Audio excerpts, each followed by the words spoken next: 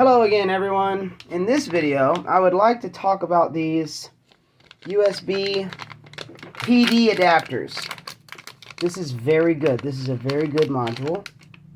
I use them all the time. It can take in up to 35 volts in this connection here, and it can output several different voltages. It can do 5 volts, 9 volts, 12 volts, 15 volts, and 20 volts. Now, it's only a buck converter. It's not a boost buck, so it can only lower the voltage. So if you give this thing like 19 volts, it won't be able to output 20. In fact, even if you give it 20 volts, it cannot output 20 because just like all other converters, there is a small voltage drop across it regardless. So if you want to be able to access all of the voltages that this thing can output, you got to give it like 21.5 volts, something like that. What I like to do is I just solder a male XT60 connector to it and call it a day. So that's what we're going to do in this video. You can see it doesn't quite line up. See? Here, hold on. There we go. It does not line up. So if I put it here, I can't connect the negative very easily. If I put it here, I can't connect the positive very easily. So what I like to do is just center it and bridge it with just solder. Some people have a problem with that. That's okay. They can have a problem with it all they want. I'm actually using one of those along with a PD trigger to power this fan. There's the trigger, and I will be talking about what those do in another video, but it's basically the opposite of what this board is. So I'm going to put it right here. So to get started, I'm going to just put solder here and kind of work the solder towards the inside, so it's close enough to attach.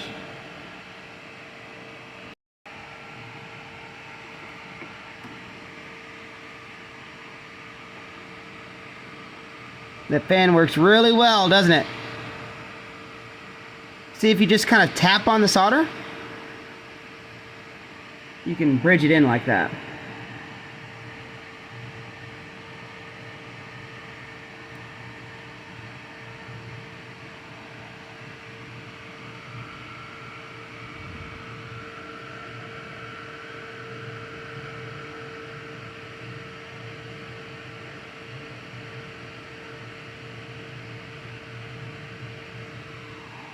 Okay, let's see how close we are. Oh, great. That is good. That is good. In fact, I think it might just wedge in there to make it easier. Yep, but I'm not going to rely on that. And besides, I got to put some solder on this anyway. So let's go ahead and do that.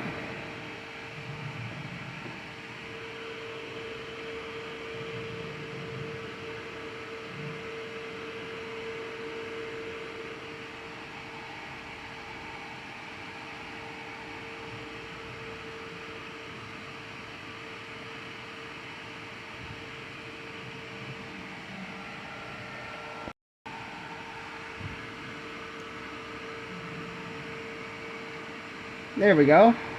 It's convenient that it can hold it in place like that. I just got lucky. And that's not usually how I do it. I've got to like hold it on there with, 3 hands and 14 fingers. Yeah, and actually it kind of came off anyway. So it looks like I will have to do it how I usually do it. And that's okay. I just need to tack it on there at first. In fact, I'm going to put some more solder on here.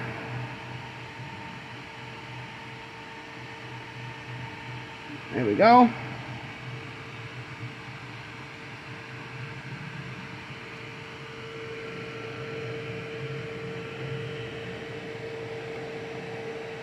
See, I lost my junction there.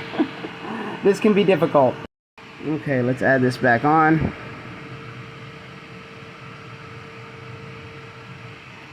There we go. And like I said, we really just got to tack it on there just to get a tiny little connection just so it holds it on there. Then we can really make the other side solid and then, come back to this side. Come on. Come on.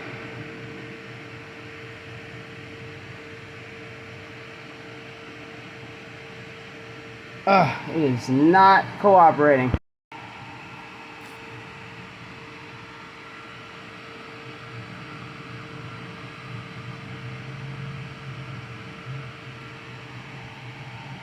I'm going to put some more on this as well. We'll get there, folks.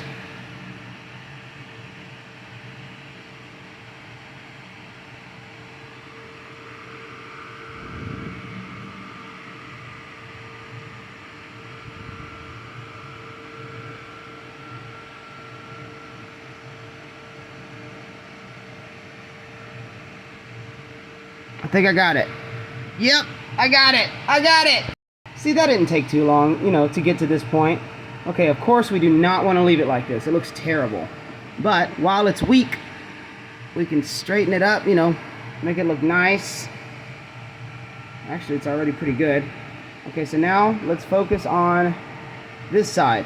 See, because this is tacked on, now we can be pretty liberal with the heat on this end.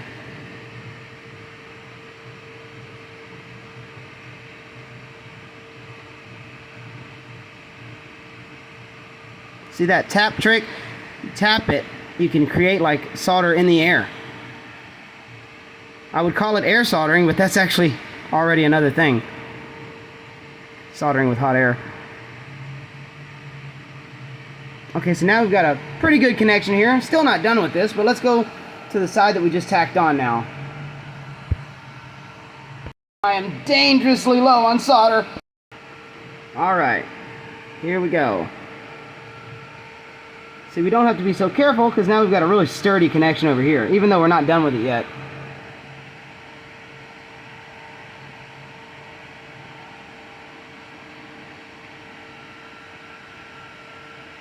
Okay, now we can start to make this final and look good. Well, as good as something like this is going to look. There we go. Look at that nice beefy joint.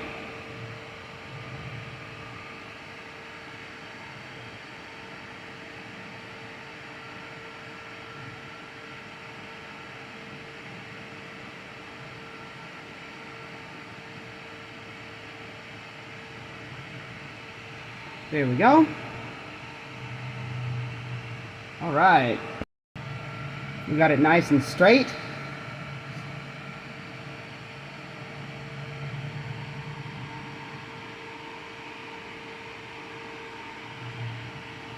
So, let's see if it works, and then let's see how well it works.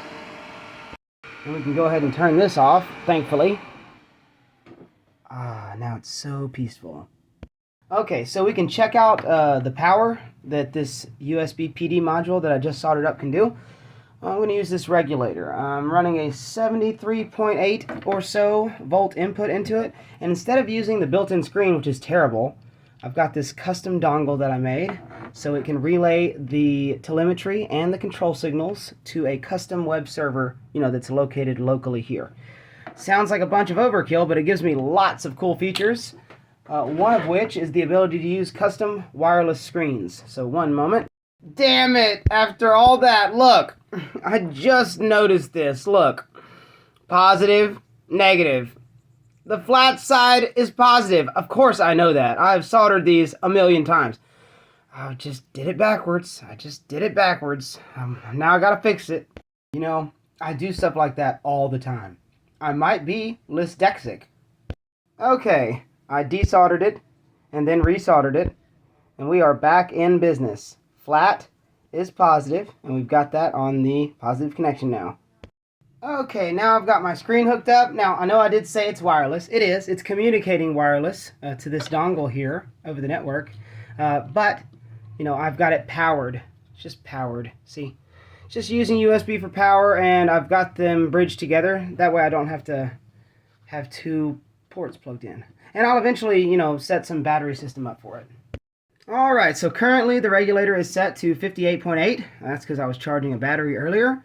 So let's change that. We'll set it to 24 volts.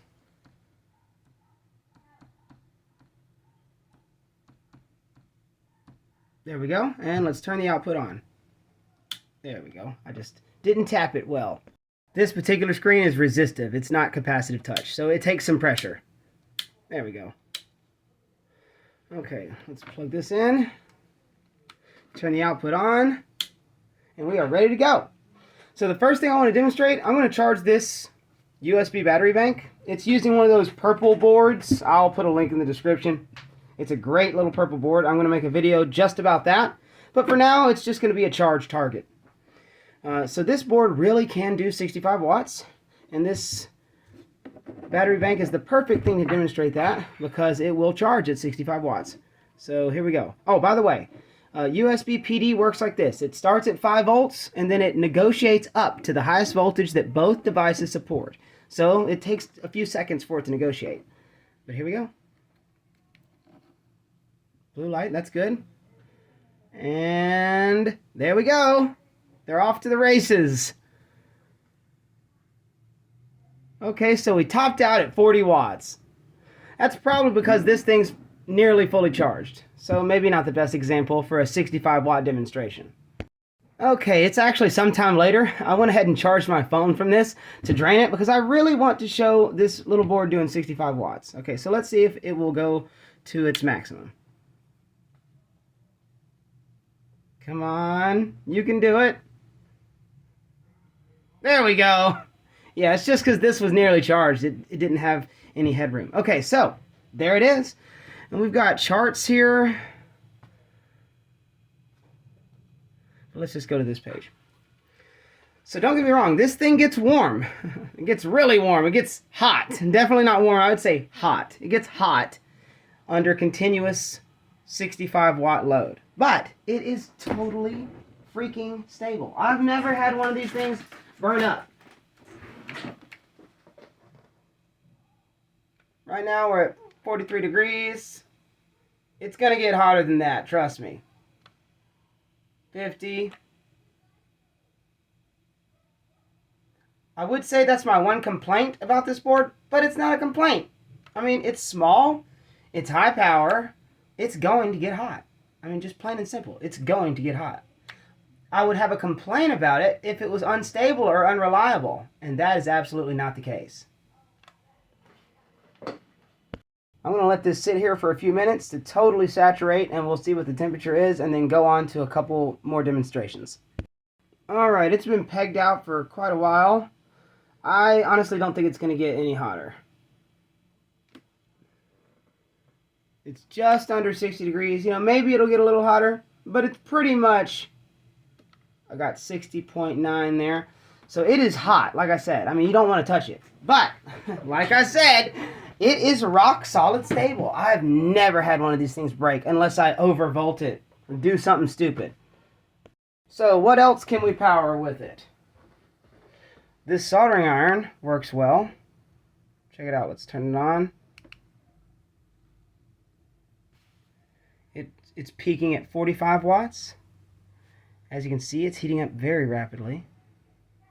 330, 350, 370, 400. I mean, that's quick. I really like this soldering iron. And I use these boards to power them all the time. This board can take up to 35 volts. I generally top out at like 30 volts. You know, I don't want to max out anything. And they are absolutely perfect for 24 volts or a 7S battery. Here, I'll power this fan. It's got a trigger. I'm not going to talk too much about the trigger other than to say it's the opposite of this because I want to make a video just dedicated to these triggers.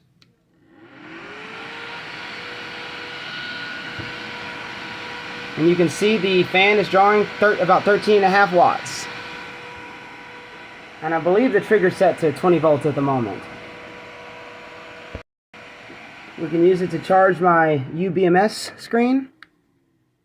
There it goes. And this is monitoring a split pack 7S weldless battery off camera. And one more thing. My weldless 1S 6P USB battery bank. I really love this. I featured it in a prior video. And we can charge it as well.